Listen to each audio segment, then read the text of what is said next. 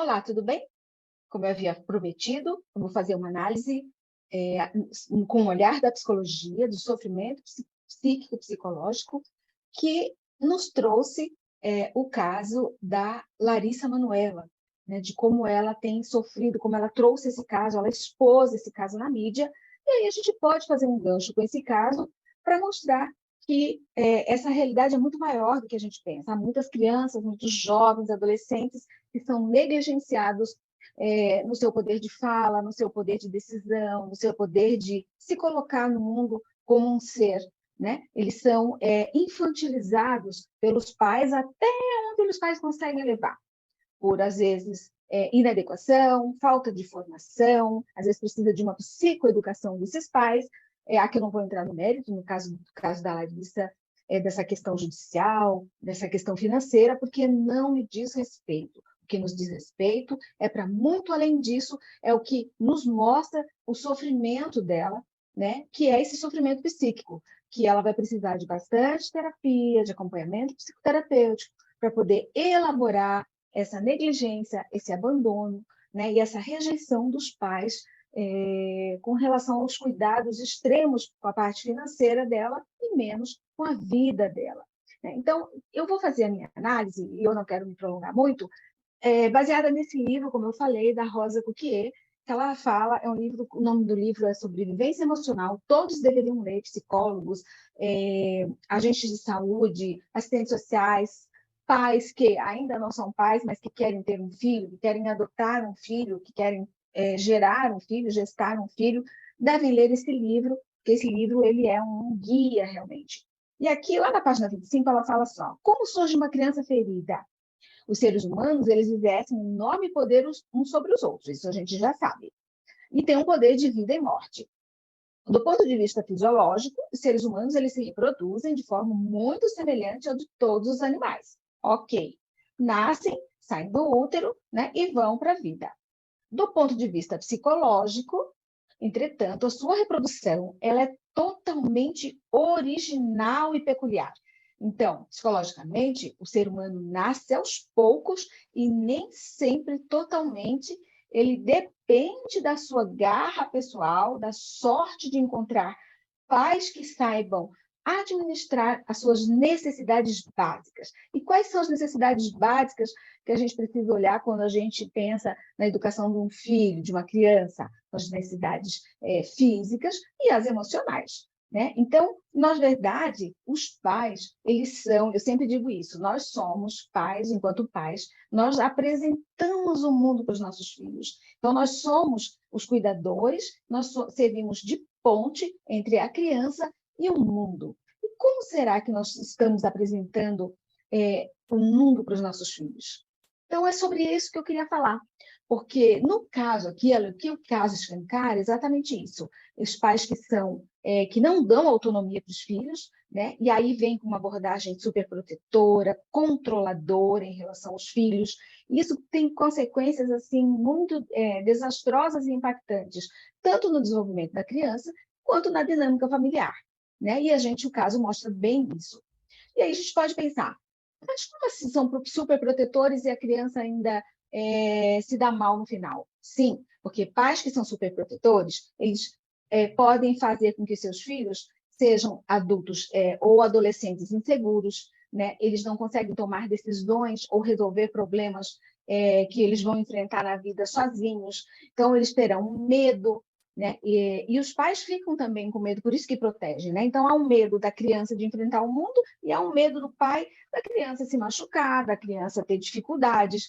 Então, eles não deixam as crianças, desde criança, a tomar as suas próprias escolhas. Né? Pode ser uma escolha não muito grande, não é uma escolha decisiva de comprar uma casa ou não, mas é uma escolha dentro dos limites da infância, né? Da criancice, da adolescência. Então, assim, eles vão sentindo o poder que eles têm de decidir sobre a sua vida, de fazer decisões que vão impactar no outro, que vão impactar no sistema familiar, na dinâmica familiar.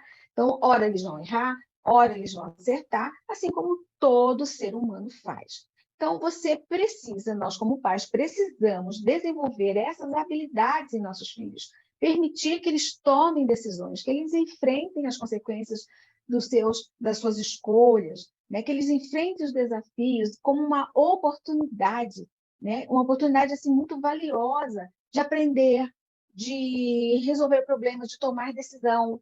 Então, a gente precisa olhar, por exemplo, eu tenho visto na internet um vídeo de uma menina de 5 anos que os pais, por exemplo, deixam ela atender um call center, fazer uma chamada para pedir uma pizza. Então, é uma decisão grande? Não, mas é uma menina de 5 anos se expressando, dizendo o que ela quer. O outro dia ela ouviu um vídeo onde ela estava decidindo a altura do vestido, como ela queria.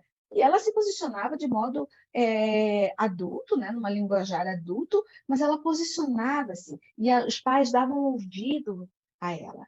Então, as crianças têm voz, o que, na maioria das vezes, os pais não ouvem essa voz, porque eles sempre acham que estão nessa postura de supremo saber, né? Então, nem sempre os pais sabem tudo. Às vezes, a gente aprende e muito com os nossos filhos.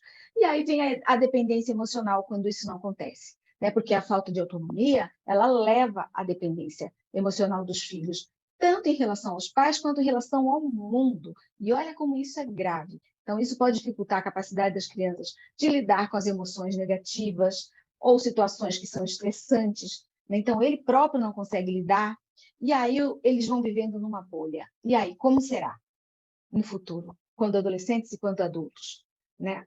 Tem aí também a questão da baixa estima, da autoconfiança, que fica abalada. Então, a autonomia, gente, ela é fundamental para a construção da autoestima, da autoconfiança, né? Quando os pais permitem que os filhos tomem iniciativa, enfrentem desafios, errem, né? A gente precisa deixar os nossos filhos errarem, a gente precisa estar pronto para acolher, para mostrar como foi o erro, aonde que ele errou e aonde que ele pode acertar, e que ele tem uma chance de acertar, né? Então, é por isso que nós somos pais, e nós mostramos o mundo para os filhos, com todas as suas vulnerabilidades, com todos os perigos que há no mundo. A gente não pode criar os nossos filhos numa bolha, né? Porque eles vão crescer e eles vão olhar para trás, e em algum momento eles vão cobrar isso de nós.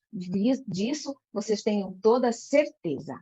E aí a gente pode pensar também que depois, essa criança, quando cresce, o que que vem? Vem uma frustração, vem uma rebeldia, que é mais ou menos o que está acontecendo com esse caso midiático da Larissa Manoela, onde ela, então, cresceu, houve estranhamento, né? Talvez aí orientada, né, por alguém, ela começou, então, a fazer as próprias escolhas, e isso trouxe muito estranhamento, porque também, onde há muito dinheiro envolvido, né? Daí vem outras questões para lá, para além das questões psicológicas, e aqui também não estou avaliando e nem julgando, porque eu não conheço o caso a fundo, não farei isso. A atitude dos pais com relação a ela, nesse caso específico. O que eu estou dizendo é que, por semelhança, pais que são negligentes, pais que superprotegem, ou pais que colocam as crianças numa bolha, impedem a autonomia dessa criança quando ela for adolescente, quando ela for adulta. E tudo que nós precisamos é ter autonomia, é fazer as nossas escolhas com coerência, baseada na nossa história de vida, no que a gente aprendeu, do que é certo e do que é errado. Então, a gente precisa experienciar para poder fazer as nossas escolhas baseadas nas nossas experiências. E a vida lá na frente vai mostrar: aqui você errou, aqui você acertou, e a gente tem toda a possibilidade de corrigir aonde a gente errou, nos reconstruirmos como pessoa. E é desse lugar que os pais tiram a oportunidade dos seus filhos quando eles não dão autonomia. Então, quando você não dá autonomia para o seu filho, você está cerceando o poder que ele tem de ser um adulto decidido, confiante, que vai atrás, que tem iniciativa, que faz acontecer, positivo, né, para fazer as suas escolhas mesmo, né? E aí tomando decisões importantes para si e para os outros, porque toda decisão ela interfere, né, tanto na dinâmica familiar quanto no possível relacionamento que essa criança, que esse adolescente vai ter. Então, crianças que não têm oportunidade de tomar decisões desde cedo, elas podem ter, sim, dificuldade de tomar e fazer escolhas na vida mais tarde, né? Quando elas se desenvolverem e crescerem. E aí, nesse caso, como eu estou falando, muito provavelmente a atriz aí foi orientada, né, talvez por algum familiar, por alguma assessora, por algum algum advogado, alguém da família que ama muito, por amigos, não sabemos, né? Mas ela tomou essa decisão, né? Expôs o caso, né? Tomou essa decisão até exagerada de expor o caso. Não sei por onde passa a questão, né, da exposição dos pais, mas talvez tenha sido esse o único modo que ela achou de sair, né, de quebrar. E aí há essa ruptura na dinâmica familiar. Né? Então, nossa família, a gente funciona como um sistema. Quando esse sistema não funciona, tem alguma coisa nessa engrenagem que não vai bem, todo o sistema se desmantela. E é isso que a gente está vendo nesse caso, que a Larissa acabou expondo, né, toda a fragilidade e a quebra desse sistema. E isso não é bom para ninguém. Ninguém sai ileso, nem os pais, nem os irmãos, nem a própria Larissa sairá ilesa desse episódio.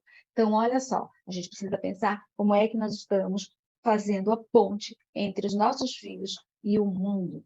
Né? Então, a responsabilidade também, né? Os pais, nós temos responsabilidade com os nossos filhos. Né? A gente tem a responsabilidade de cuidar das necessidades básicas, como diz Rosa Coquier, das necessidades físicas, né? De proteção, abrigo, comida, alimento, como as proteções emocionais, né, psicológicas, de autonomia, de confiança, de posição, de conhecimento de si, de saber como que um ser humano funciona, de passar valores, de passar educação mesmo, né, a respeito de todas as coisas, a educação sexual, a educação social, o desenvolvimento das habilidades mínimas, né, sociais, para você poder viver numa sociedade com ética, dentro da moral, daquilo que se espera do ser humano, para ela não se tornar um adulto insuportável. Né? Porque quando ela vem nesse sistema de bolha, quando ela sai dessa bolha, há um estranhamento e há um comportamento muito ruim. Quando ela dá de cara com o mundo, há um estranhamento. E aí, ou vai para o sofrimento, para o embotamento, ou vai para o enfrentamento. Né? Então, ou ela se isola, ou ela enfrenta. É a tal da luta ou fuga. E aí, quando a gente luta, muitas vezes a gente erra na medida porque a gente não aprendeu a lutar, a gente não aprendeu a se posicionar com respeito, com educação, com empatia. Então, a gente acaba lutando, né, com as armas que a gente tem e nem sempre essa luta ela é saudável, é funcional até para o próprio adulto. E aí ele vai trabalhar, vai para o ambiente de trabalho, ele se torna um adulto chato, insuportável, ninguém quer ficar perto, é um adulto que é cheio de vontades, né? Que a gente fala, são com essas pessoas que a gente acaba tendo que conviver, né? E muitas vezes são profissionais, são pessoas muito competentes, que têm aí uma vida profissional para desenvolver e acabam ficando isoladas pelo meio social, porque o meio conta muito. Né, o meio onde a criança cresce, onde ela vai trabalhar, as pessoas com quem ela vai se relacionar conta muito, né, na formação do caráter, na formação da sua própria personalidade. Então, é importante a gente ressaltar que, né, um certo grau de orientação e proteção é natural, né, e é necessário, especialmente quando, né, as crianças são crianças, mas, no entanto, o equilíbrio entre a proteção e a autonomia, ela precisa ser pensada, nós precisamos permitir que as crianças se desenvolvam de maneira saudável, né, e se tornem aí adultos independentes e confiantes, tá bom? Então, não deixe de compartilhar essa mensagem. Meu nome é Silvia Furtado, eu sou especialista em sexualidade, em relacionamento, nas dinâmicas familiares, e esse caso, ele é muito emblemático, a gente precisávamos falar sobre ele para fazer aí um alerta aos pais, né? Como é que vocês têm sido, como vocês estão construindo a ponte entre os seus filhos e o mundo.